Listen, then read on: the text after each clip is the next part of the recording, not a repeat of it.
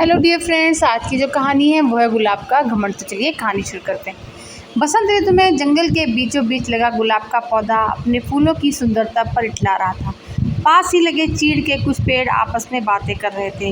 एक चीड़ के पेड़ ने गुलाब को देखकर कहा, गुलाब के फूल कितने सुंदर होते हैं, मुझे मलाल है कि मैं इसके जैसा सुंदर नहीं हूँ।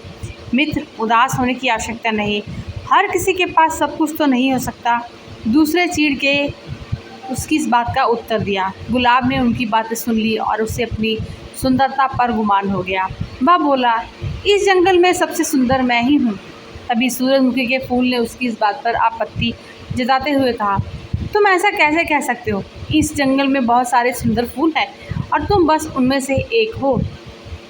लेकिन सब मुझे देखकर ही तारीफ करते हैं। गुलाब ने इतराते हुए कहा, देखो इस नागफनी के पौधे को, ये कितना बदसूरत है, इस पर तो कांटे ही कांटे हैं, कोई इसकी तारीफ नहीं करता। ये तुम किस तरह की बात कर रही हो? अब की बार चीड़ का पेड़ बोला, तुम में भी तो कांटे हैं, लेकिन फिर भी तुम सुंदर हो। गुलाब को इस बात पर गुस्सा आ गया, तुम्हें तो सुंदरता का मतलब ही नहीं पता। तुम इस तरह मेरे कांटों और उस नागफनी के कांटों की तुलना नहीं कर सकते। हम में बहुत फ़र्क है, मैं सुंदर हूँ और वो नहीं। तुम में घमंड चढ़ गया है गुलाब। इतना कहकर चीड़ के पेड़ ने अपनी डालियाँ दूसरी ओर झुका ली। इन सब के बीच नागफनी का पौधा चुपचाप रहा, लेकिन गुलाब ने गुस्से में अपनी जड़ें नागफनी के पौधे से दूर हटाने की कोशिश की, लेकिन ऐसा संभव नहीं था।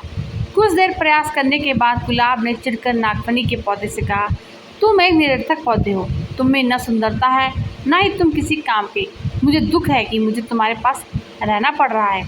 गुलाब की बात सुनकर नागफनी को बहुत दुख हुआ और वह बोला, भगवान ने किसी को भी निरर्थक जीवन नहीं दिया है। गुलाब ने उसकी बात अनसुनी कर दी। मौसम बदला और बसंत ऋतु चली गई। धूप की तपिश बढ़ने लगी और पेड़ पौधे मुरझाने लगे। गुलाब भी मुरझाने लगा। एक दिन गुलाब ने देखा कि एक चिड़िया नागफनी के पौधे पर चोंच गड़ाकर बैठी है। कुछ देर बाद वह चिड़िया वहाँ से उड़ गई। वह चिड़िया ताजगी से भरी लग रही थी। गुलाब को ये बात समझ नहीं आई कि वह चिड़िया नागफनी पर बैठकर क्या कर रही थी। उसने चीड़ के पेड़ से पूछा, ये चिड़िया क्या कर रही थी? चीड़ के पेड़ ने कहा, ये चिड़िया नागफनी के पौधे से पानी ले रही है। ओह, लेकिन क्या इसके चोंच गड़ाने से नागफनी को दर्द नहीं हुआ होगा? गुलाब ने पूछा। अवश्य हुआ होगा, किंतु दयालु नागफनी चिड़िया को तकलीफ में नहीं देख सकता था। चीड़ के पेड़ ने उत्तर दिया, ओह, तो इस गर्मी में नागफनी के पास पानी है? मैं तो पानी के बिना सूख रहा हूँ। गुलाब उदास हो गया। तुम नागफनी से मदद क्यों नहीं मांगते? वह अवश्य तुम्हारी मदद करेगा। चिड़िया अपनी चोंच में भरकर तुम्हारे पास ले आएगी। चीड़ के पेड़ ने सलाह दी। गुलाब नागफनी से कैसे मदद मांगता। उसने तो अपनी सुंदरता के घमंड में उसे बहुत बुरा भला कहा था, लेकिन तेज धूप में अपना जीवन बचाने के लिए आखिरकार एक दिन उसने नागफनी से मदद मांग ही ली। नागफनी दयालु था, वह मदद के लिए फौरन राजी हो गया। चिड़िया भी मदद को आ गई। उसने नागफनी से पानी चूसा और फिर चोंच में भरकर गुलाब के पौधे की जड़ों में डाल दिया। गुलाब का पौधा फिर से तरोताज़ा हो गया।